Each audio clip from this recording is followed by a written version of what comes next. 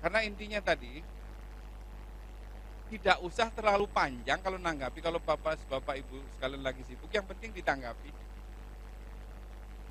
Jadi misalnya pertanyaan mahasiswa ini harus dijawab panjang 15 menit, sementara bapak ibu sekalian lagi rapat atau lagi tanggung masak atau lagi apa gitu, jawab saja yang menandakan bapak ibu sekalian respon terhadap itu. Sebab kalau ibu mau merespon yang panjang tapi nanti malam jam 12 mahasiswa ini sudah nggak respect. Ya, jadi perlu membangun kepercayaan antara mahasiswa dan dosen pada saat kita belajar online. Kalau menurut saya, pengalaman saya mengelola S2 PJJ, hubungan yang seperti itu akan lebih mudah kok dengan online dibandingkan dengan hubungan yang langsung. Hubungan yang langsung karena mahasiswa akan mengemukakan, akan menyampaikan pendapatnya, dia lebih berani pada saat dia online dibandingkan pada saat ketemu dengan bapak ibu sekalian.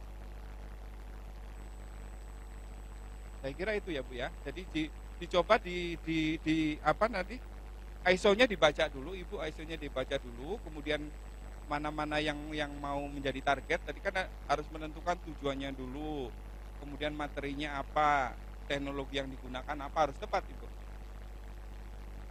Ya, komunikasi yang digunakan pakai apa, jadwalnya seperti apa.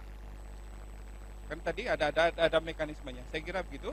Teman yang lain yang mau nanya atau mau sharing dengan saya?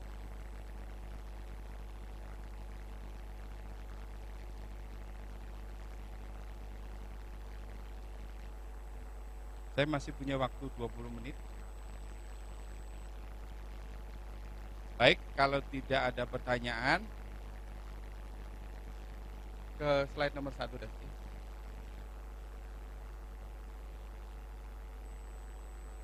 Jadi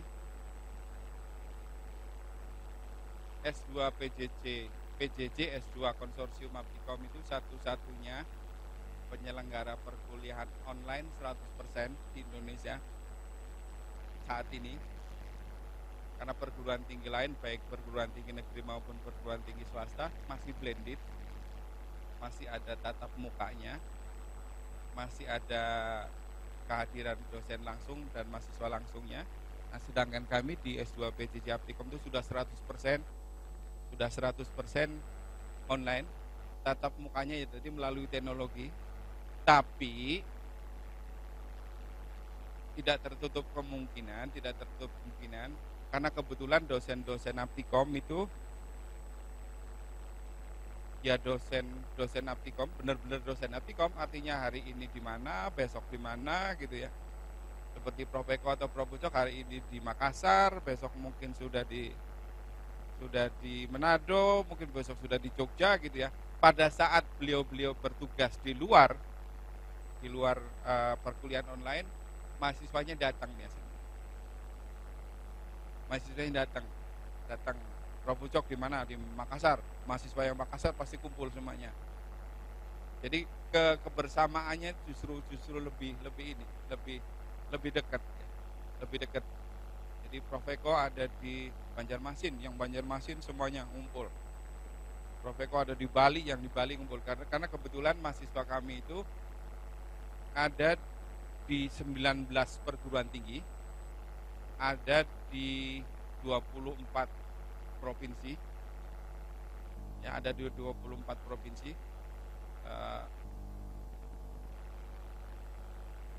Macam-macam lah Pak. Tapi kebetulan karena sama-sama dosen informatika, basicnya bagus ya, karena sudah dosen informatika. Saya belum tahu nanti kalau yang mahasiswanya basicnya bukan basic informatika. Silakan. Ini Pak, saya pernah sekali untuk isi PJJ Pak, di program MM Digital. Nah, kendalanya itu ada mahasiswa yang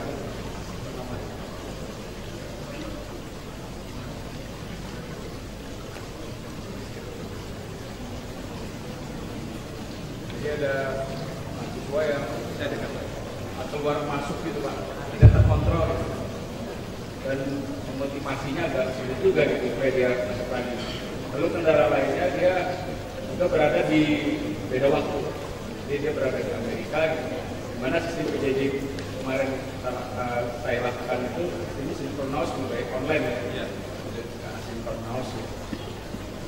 Lalu kaitan dengan pertanyaan saya, berapa lama masa studi dari kuliah S2 dan SKS-nya apakah sesuai standar yang ditetapkan? Terima kasih. Jadi kendala waktu, kendala budaya, Bapak Ibu sekalian, yang awal-awal itu pasti ada banyak. Dan yang lebih sering adalah kendala bandwidth. Jadi yang di Kalimantan Tengah itu suka hilang. Tahu-tahu lagi asik kelas gitu, tahu-tahu yang seluruh mahasiswa Kalimantan Tengah itu hilang semuanya karena di situ signalnya hilang semuanya. Dia bisa masuk lagi dan sebagainya. Kemudian kendala waktu. Kita pakai 3 waktu. Jadi kalau kuliah jam 4 sore itu agak susah. Ada satunya pas maghrib, ada satunya sudah mau masuk isya gitu.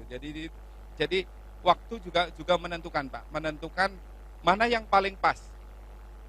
Biasanya kita pakai waktu pagi sekitar jam 10-11. Jadi semuanya masih relatif aktivitasnya masih sama, atau setelah jam 2. Itu relatif aktivitasnya masih sama gitu ya.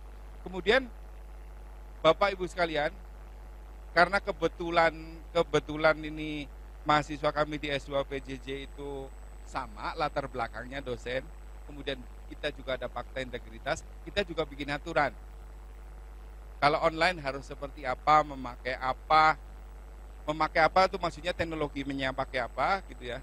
Kalau baju kita nggak masalah, mau pakai kaos, mau pakai sarung, silahkan, nggak masalah, sepanjang teknologinya dia penuhi gitu ya. Kemudian sikap, karena itu akan menentukan nilai juga, sikap dan keaktifan mahasiswa.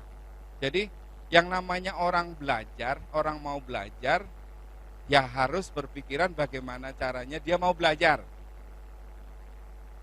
ya. Saya shock terapinya gampang, Pak.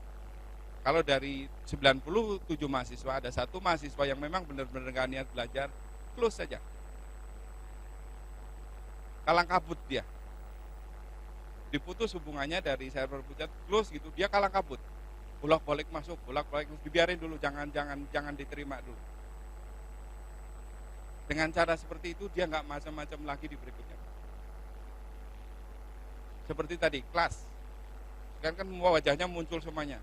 Yang lainnya serius gitu, ada satu yang ribut sendiri gitu. Gampang aja diklik, muncul semuanya.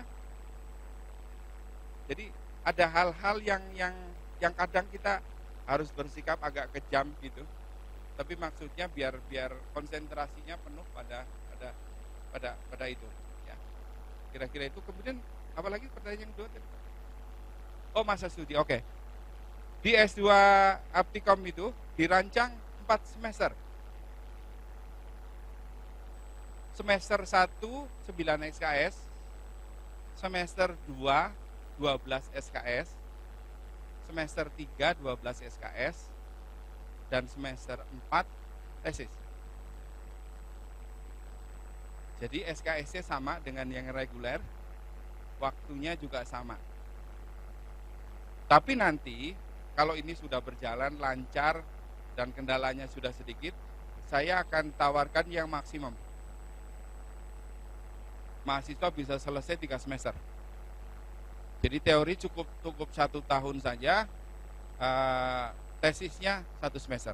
Dan di tempat kami di S2 PJJ Aptikom, tesis itu dimulai dari mata kuliah yang terkait dengan tesis. Misalnya mata kuliah riset dan apa gitu. Pada saat mata kuliah riset dan apa, mahasiswanya sudah dibagi, dia mau topiknya apa, dosennya siapa. Jadi mata kuliah itu selesai, dia sudah punya dosen, sudah punya topik, sudah punya materi, paling enggak bab 3 sudah selesai. Ya, sehingga pada saat semester berikutnya tinggal bab 4, bab 5. Saya kira begitu, Pak. Jadi satu hal, Pak ya, satu hal karena kita kebetulan mungkin sama tadi, sama latar belakangnya, itu gampang menentukan standarnya. Yang nanti akan susah kalau Bapak Ibu sekalian mahasiswanya berbeda latar belakang. Itu pasti nanti kendalanya akan lebih berat lagi dibandingkan dengan yang kami lakukan. Kalau yang kami lakukan kan gampang, sama-sama dosen, biasa membimbing mahasiswanya juga gitu. Ya kalau dibimbing ya agak mudah gitu. Kalau diarahkan juga agak mudah karena dia dosen gitu. Ya ini kasusnya kebetulan mahasiswa kami adalah dosen, jadi mudah. Nah, di 2015 nantinya kan yang daring ini itu diperuntukkan S1 100% e-learning. Maksudnya meningkatkan APK tadi. Yang biasanya cuma bisa nampung 50 orang satu angkatan, itu harus jadi 100 orang. Yang biasanya 500 harus jadi 1000 misalnya. Yang kelas reguler 500, yang kelas e-learning 500. Ya, seperti itu. Ya, itu pengalamannya menarik sekali, Bapak Ibu sekalian.